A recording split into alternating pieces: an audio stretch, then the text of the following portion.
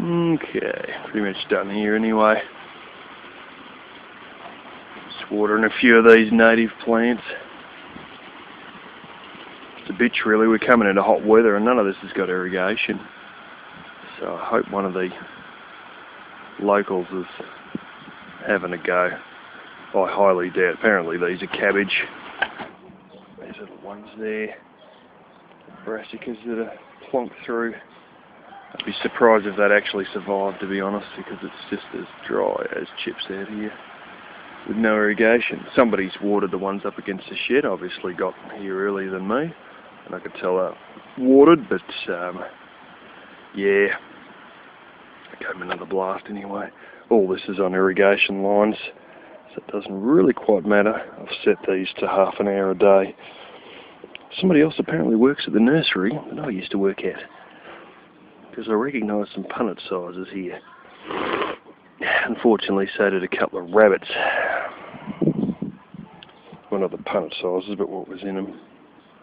There's the odd bit of blooming nightshade coming up here too, dark nightshade. Surprisingly, I think there's an irrigation connection that isn't as good as it could be. I'm just saying. It's always pissing wet around here, so yeah.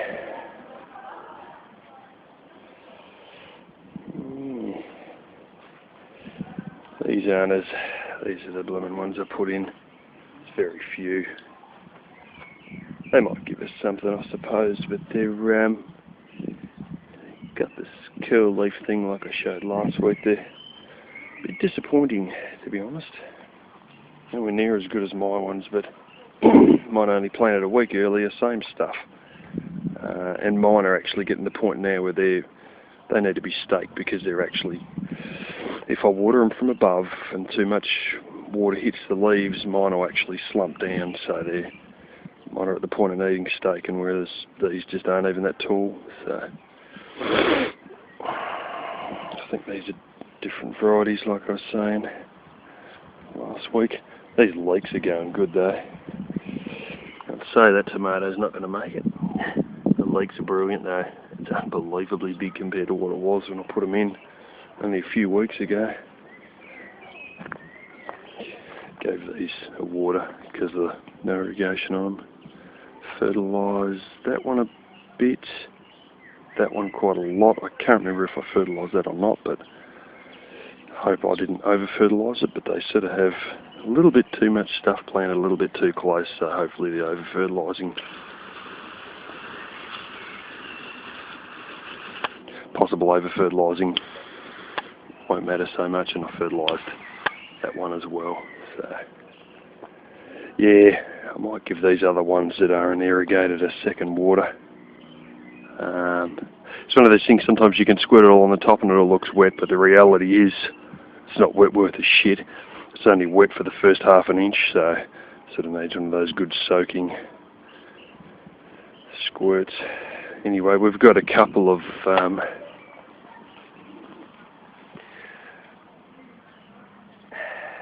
as you can see, one or two of these are getting closer to being ripe. They're not actually really ripe. They're going red because of the amount of sun, but they're sort of not fully grown and the tips are still green, so I'm not going to go eating stuff that's not ripe, obviously. And I'll leave it for someone else anyway. Lemon balm. I never thought they were that big, all the photos I've seen. Never thought the leaves were anywhere near that size. I thought they were smaller than mint leaves. They're flipping huge. It's like some little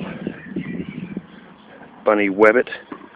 Decided the silver beet's pretty good. I think this one copped the brunt of it. Anyway.